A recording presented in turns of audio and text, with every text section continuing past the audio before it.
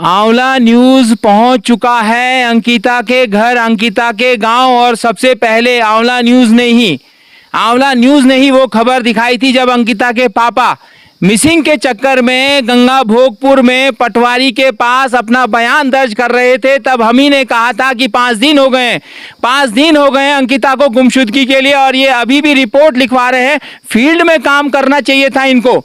यही है वो उस अंकिता का गांव, यही है उसका घर, यही वो पली बड़ी है, यही उसने अपना जीवन गुजारा था। यही उसने चाहा था कि मैं शहर में जाऊंगी, वहां नौकरी करूंगी और अपने घर को, अपने जो ये टीन से पड़े हुए लेंटर को बढ़िया तरीके से सुसज्जित करूंगी। इस मिट्टी के घर को कहीं ना कहीं बहुत सुंदर बनाने का कोशिश करूंगी। इसी विश्वास के साथ वो शहर गई, नौकरी करने के लिए गई। लेकिन उसके सारे विश्वास को मात्र 15 दिन में हमारी व्यवस्था ने चकनाचूर कर दिया। ये व्यवस्था वो है जिसने विश्वास दिलाया था हम लोगों को कि हम बेटी को बचाएंगे भी, पढ़ाएंगे भी, उसे सुरक्षित भी रखेंगे। लेकिन क्या यह इस तरीके से सुरक्षित रहेंगी लड़कियां? आप ही के राज्य मंत्री के लड़के के द्वारा ऐसे कुकृत्य होते हैं और आप 5 दिन तक मिसिंग की ही रिपोर्ट लड़की की लिखते रहते हैं। समय पर अगर उसे खोजा जाता तो शायद उसे बचाया भी जा सकता था। जहां तक उसकी बॉडी मिली है उससे भी कहीं ना कहीं ये लग रहा है कि उसकी हत्या उस समय नहीं हुई है, कहीं ना कहीं बाद में हुई हो। अगर हम लोग सजग होते तो कहीं ना कहीं अंकिता को बचा सकते थे, उसके सपनों को पूरा कर सकते थे। जो सपना आप यहां देख रहे हैं अधूरा छूट गया है, और कहीं ना कहीं उसके सपनों को जो है खरीदने का प्रयास किया जा रहा है उस व्यवस्था के द्वारा। ना ही न्याय दिलाने की बात कही जा रही है, न ही आरोपियों पे कड़ी से कड़ी कार्रवाई करने की बात कही जा रही है। वो विश्वास नहीं दिलाया जा रहा है। हम उसके गांव में आपको खबर दिखा रहे हैं, वो इसलिए दिखा रहे हैं कि दोबारा हमारे उत्तराखंड में अंकिता जैसी बेटी का हाल किसी और लड़की का ना हो। इसलिए हम इसके गाँव में आए और आपको मिलाएंगे उस पिता से भी मिलाएंगे कि वो किस कदर दर दर ठोकर खाने को मजबूर था, जगह जगह थाने में जाने को मजबूर था, उस पटवारी के आगे अपनी पीड़ा रखने को मजबूर था।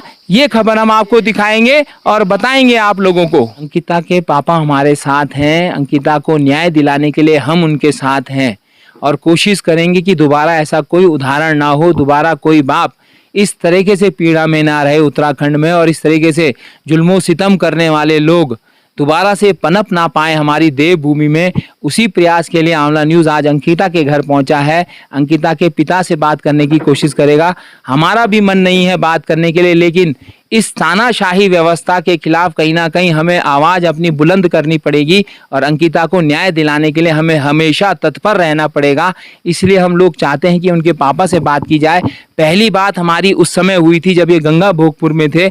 अब दूसरी बात हमारी इसलिए हो रही है क्योंकि बीच में ऐसा माहौल हमें देखने को मिला था कि हमें व्यवस्था पर पूरा यकीन नहीं था। इस वजह से उस शकीय व्यवस्था पर हम लोग निरंतर वहीं ऋषिकेश में रहे, वनंतरा जाते रहे, वहाँ की व्यवस्थाओं का मूल्यांकन करते रहे कि आखिर कहीं हमसे कोई कमी ना छूट जाए, जिससे अंकिता के न्याय का रास्ता अधूरा हो जाए, धूमिल हो जाए। इस वजह से हम गाँव नहीं आ पाए। अब जाके हमें थोड़ा मौका मिला कि वहाँ पर कहीं ना कहीं कानूनी कार्रवाई चल पड़ी है। पुलिस की कार्रवाई जो है हो चुकी है, कहीं ना कहीं उन्होंने सबूत इकट्ठे कर लिए। वहां से विश्वस्त होकर हम लोग तब अंकिता के गांव पहुंचे हैं। उनके पापा से जानेंगे क्या चाहेंगे आप। अब मैं तो ये चाहना सबसे पहले कि मेरे लड़के को न्याय मिलना चाहिए, और ये दरिंदे हैं, अपराधी हैं, इनको फर्स्ट डे के तहत इनको फांसी की सजा दी जाए। और पुलकित आर्य के पिता विनोद आर्य को मैं अभी कई दिनों से कई बार बोल चुका हूँ कि पुलकित के पिता विनोद आर्य को अरेस्ट क्यों नहीं कर रहे हैं आप, क्योंकि वो जगह जगह हाथ फैला रहा है, मंत्रियों से मिल रहा है कि मेरे बेटा निर्दोष है और मेरे बेटे को बचाओ। तो मैं प्रशासन से ये कहता हूँ कि विनोद आर्य को तुरंत अरेस्ट करें, और जो 15, 16, 17, 18 जो गेस्ट आए थे वो कौन है, इनके भी बारे में तुरंत इनको अरेस्ट करो। और मैं जो आरएस का विपिन एक खंडवाल जो हैं उनको उसको मैं कहना चाहता हूँ कि अपनी बहन और अपनी बेटी फिर आग पे आग मिलाकर देखें कि अगर मेरी बहन या मेरी बेटी के साथ अगर ऐसे दुर्व्यवहार होता तो मैं क्या करता, क्या वो चुपचाप रह जाता जो उसने हमारे खिलाफ जो बयानबाजी की है। तो मैं चाहता हूं कि एक तो प्रशासन इससे पहले अरेस्ट करे कि हमारे खिलाफ ऐसे बोला है इसने। मैं तो एक गरीब आदमी हूँ, लेकिन गरीब आदमी को ऐसा दबाया जाता है। लेकिन अपने घर अपनी माँ बहन को देख कि मेरी बहन माँ बहन के साथ में अगर दुराचार होगा तो मैं क्या करूँगा। और मैं जो है ये अभी तक जो कार्रवाई अगर कार्रवाई होगा तो मैं सीबीआई से जांच कराऊंगा। ये बात हम भी उठाते हुए आ रहे हैं कि 18 तारीख को अगर पुलकित ने कुछ गलत कर दिया था तो 19, 20, 21, 22 तक वो गायब था। आखिर किसके संरक्षण में था? क्या वो कहीं किसी बड़े वकील से अपने बचाव के लिए कोई प्रयास तो नहीं कर रहा था? उन आरोपियों को फंसाने वाला, बचाने वाला जो डॉक्टर विनोद आर्य पुलकित का पिता है, आखिर पुलिस उसके कॉलर तक क्यों नहीं पहुंच पा रही है? इसीलिए हमें शक होता है अपनी कानून व्यवस्था पर कि वो भी एक आरोपी का साझेदार है और वो भी कहीं ना कहीं आरोपी को बचाने के लिए थाने के चक्कर काट रहा था। यही बात जो है अंकिता के पापा ने भी कही है और ये बात समझ में नहीं आ रही हमारी सरकार और पुलिस व्यवस्था को। इसी पर हम सवाल उठा रहे हैं कि आखिर उसके पापा क्या इतने बड़े हो गए, कानून से बड़े हो गए, जो अब तक उनको गिरफ्तार नहीं किया गया, पूछताछ नहीं की गई, उसके भाई से पूछताछ नहीं की गई? क्योंकि जब आरोपी पकड़ा जाता है तो उसके आसपास के लोगों से पूछताछ की जाती है। 5 दिन तक गायब था आरोपी, 18, 19 को गायब था, 20, 21, 22 को गायब था, रात को पकड़ा गया, पकड़ा भी नहीं गया, खुद सरेंडर किया। तो कोई एक षड्यंत्र तो नहीं था बचाव के लिए? क्या कहेंगे आप? ये 5 दिन अगर पुलकित गायब रहा तो 5 दिन उसने कहीं ना कहीं षड्यंत्र तो नहीं रचा अपने बचाव के लिए, कहीं एक साजिश रची हो? ये तो पूरा मुझे संभावना लग रही है कि एक कोई षड्यंत्र है, क्योंकि उनके पिताजी जो है राज्य मंत्री भी रह चुके हैं। तो इनका जो है संपर्क जगह जगह मंत्रियों से हो रहा है। और मैं ये कहना चाहता हूँ कि जिस रिसोर्ट में जिस कमरे में मेरी लड़की रहती थी, वो कमरा किसके आदेश से तोड़ा गया, ये पूछना चाहता हूँ। ये पूछना अंकिता के पापा का कि आखिर वो रिजॉर्ट जो साक्ष्य हटाने मिटाने की जो प्रयास किए गए वो आखिर किसके द्वारा किए गए? पहले जिला प्रशासन कहता है कि हमने नहीं तोड़ा, फिर कहता है कि जो है ये हमने तोड़ा। तो आखिर किसके दबाव में ये सब हो रहा है? कभी आरती गौड़ जिला पंचायत सदस्य कहती है कि मैंने तोड़ा, कभी विधायक रेणु बिष्ट कहती है कि मैं योगी हूं, मैंने तोड़ा। तो ये आखिर क्यों इस तरीके की बातें हो रही है? इसलिए ये शक जा रहा है कि कहीं ना कहीं कानून व्यवस्था हल्की होकर आरोपियों को बचाने का तो प्रयास नहीं कर रही है। और यही आरोप जो है अंकिता के पापा भी लगा रहे हैं। और साथ में जो अंकिता की पोस्टमार्टम की रिपोर्ट है, जिसको इतने दिन हो गए, हफ्ते हो गए हैं, ये आखिर ओपन कर क्यों नहीं रहे हैं? ये भी एक बहुत बड़ा सवाल है, जहां हमको बताया जाता है कि अंकिता की पोस्टमार्टम की रिपोर्ट जो है परिवार को दे दी है। और कहीं ना कहीं जब अंकिता को श्रीकोट लाया गया था, श्रीनगर लाया गया था, तो इनसे यह वादा किया गया था कि आपको कुछ दिनों में पोस्टमार्टम की रिपोर्ट दे दी जाएगी। जब शव को जलाने से इन्होंने मना कर दिया था, पर दबाव में आकर इन्हें जलाना पड़ा, उसका भी इनको कहीं ना कहीं गुस्से का कहीं सामना करना पड़ा। बावजूद इसके आज भी इनको पोस्टमार्टम की रिपोर्ट मिली है, नहीं मिली है, क्या कहेंगे आप? हाँ, ये तो मिल गया, लेकिन हम अभी थोड़ा सार्वजनिक नहीं कर सकते जब तक हम संतुष्ट नहीं होंगे।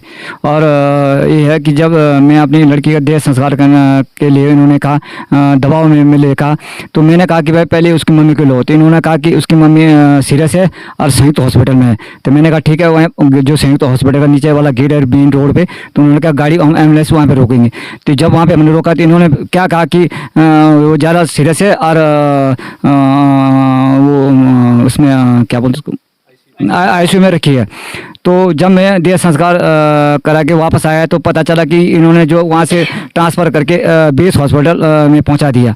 तो लड़की की जो मम्मी है, उन्होंने कहा कि मेरे बिगड़ इन्होंने देह संस्कार कैसे कर दिया। मैं तो पहले उसके लाश में अपनी उसकी मुँह यात्रा देखता, लेकिन इन्होंने जो है अपने दबाव में डाल के रख के इन्होंने मेरे से देह संस्कार कराया। ये आप कह रहे हैं कि पोस्टमार्टम की रिपोर्ट आप तक पहुंच गई है। क्या आपको लग रहा है कि 18 तारीख की रात को ही उसकी हत्या हुई है, या 19, 20 तारीख को, या 21 तारीख को, या उसी दौरान हुई है? क्योंकि बॉडी देखकर लग रहा है कि उसकी हत्या उतने दिन पुरानी नहीं है जितने देखकर बॉडी देखकर लग रहा है। आपको कुछ शक हुआ पोस्टमार्टम रिपोर्ट पर? हाँ, ये तो थोड़ा शक हो रहा है मुझे, पर लेकिन मैं अभी नहीं बताऊंगा, लेकिन मैं बाद में बताऊंगा इसको। और मैं उत्तर प्रदेश के मुख्यमंत्री श्री योगी जी से भी कहना चाहता हूँ कि अपने ये संज्ञान में लेते हुए आप तुरंत अपने स्तर से इसमें दबाव डालें और भारत के मुख्यमंत्री श्री नरेंद्र मोदी जी को भी कहना चाहता हूँ कि अपनी संज्ञान में लेते हुए इन पर तुरंत कार्रवाई की जाए कि जो मेरी लड़की के अपराधी हैं इनको फर्स्ट के तहत इनको फांसी की सजा दी जाए।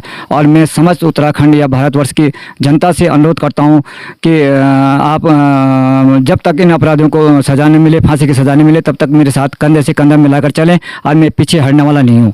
आपके साथ तो सभी रहेंगे, साथ रहेंगे, लेकिन आप जो कह रहे हैं कि हमें भी थोड़ा ये लग रहा है कि पटवारी अगर वहाँ सजग होता तो आपको लगता है कि आपकी बेटी जिंदा होती, जिस हिसाब से आप पोस्टमार्टम रिपोर्ट को देख चुके हैं। अगर पटवारी भी अगर उसी समय अगर सतर्क रहता, तुरंत कार्रवाई करता हो, तो शायद मेरी लड़की इस समय जिंदा रहती। ये आप पोस्टमार्टम रिपोर्ट को देखकर आधार पर रखकर बोल रहे हैं? हाँ, पोस्टमार्टम का आधार कह रहा हूँ मैं। जी हाँ। ये एक बहुत बड़ी बात जो है अंकिता के पापा ने कही है कि जो पटवारी था वहां पर वैभव प्रताप, जो 19 तारीख को तो था लेकिन 20 को गायब हो गया था, फिर दूसरे पटवारी को ये मामला स्थानांतरित हुआ है। पोस्टमार्टम रिपोर्ट के आधार पर भी लग रहा है कि 19 को अगर जांच पड़ताल छानबीन हो जाती तो इनकी बेटी जिंदा होती। तो ये व्यवस्था है जिस व्यवस्था को 2018 में हाई कोर्ट ने खत्म करने की बात कही थी, लेकिन सरकार 4 साल तक सोई रही और अंकिता जैसा कांड यहाँ पर हो गया। तो इस सोई हुई सरकार को हम कहेंगे कि उस कोर्ट के आदेश का पालन कीजिए और इस पटवारी व्यवस्था से जो भोली भाली लड़कियां हैं इनको बचाने का प्रयास कीजिए, जिससे कि दोबारा ऐसा कांड ना हो, दोबारा ऐसे पिता को जो है उस दर्द के साए में ना जाना पड़े। क्या कहेंगे आप इस पटवारी व्यवस्था पर? हाँ, पटवारी व्यवस्था से मैं संतुष्ट नहीं हूँ कि जैसे जैसे ये मामले आते हैं किडनैप के, गुमशुदा के मामले आते हैं, इनके माध्यम से न किया जाए, तुरंत पुलिस के सौंपत करना चाहिए। ये पटवारी कह रहा है एक अपने बयान पर कि मैंने उनके पिता को तुरंत संपर्क करने की कोशिश की, 19 तारीख को ही उनको बताने की कोशिश की, लेकिन आपका फोन पटवारी वैभव को चला जाता है और आप पूछते हैं उसको। क्या ये बात सत्य है? ना, मुझे तो उन्होंने वहाँ से फ़ोन किया, हमारे पटवारी कंडवाल जी हमारे नारासिंह क्षेत्र के, उन्होंने बात कहा उस दिन 19 तारीख शाम को कहा, जबकि लड़की 18 तारीख से वहाँ से गुम हो चुकी थी। तो उनको कहाँ से पता चला पटवारी साहब को? अब ये तो उसी ने कहा होगा, होटल के मालिक ने। अच्छा, पटवारी को कहा होगा जी। अंकिता के पापा का साफ साफ कहना है कि अगर लड़की का कोई मामला होता है तो उनको पटवारी के भरोसे ना छोड़कर पुलिस के भरोसे लाया जाए। पुलिस कम से कम पटवारों के मुकाबले सजग और सक्रिय है। और इनसे जाते जाते ये भी पूछेंगे कि पुलिस की जो जांच हो रही है उससे संतुष्ट हैं या सीबीआई जांच की ये मांग करते हैं? वो भी अभी हम देख रहे हैं कि कार्रवाई कहाँ तक पहुँचती है। अगर हम संतुष्ट नहीं होंगे तो हम सीबीआई जांच कराएंगे। संतुष्ट नहीं होंगे तो सीबीआई जांच की बात भी कही है। अभी के लिए बस इतना ही। हमारा दुख दर्द अंकिता और उनके परिवार के साथ है। हम लोग जितना हो सकते हैं, हो सकेगा, अंकिता के लिए लड़ते रहेंगे, अंतिम दर्द तक लड़ते रहेंगे, जब तक आरोपियों को कड़ी से कड़ी सजा, फांसी की सजा ना हो जाए, तब तक आपको यूं ही खबर दिखाते रहेंगे। देखते रहिए आंवला न्यूज़ और कमेंट बॉक्स पर अंकिता के परिवार के लिए अपनी श्रद्धांजलि, अपने विचार जरूर रखिए, जिससे कि अंकिता के परिवार को साहस मिल सके उस आरोपियों के खिलाफ, जिससे कि दोबारा ऐसा कांड उत्तराखंड देवभूमि में ना होने पाए। धन्यवाद।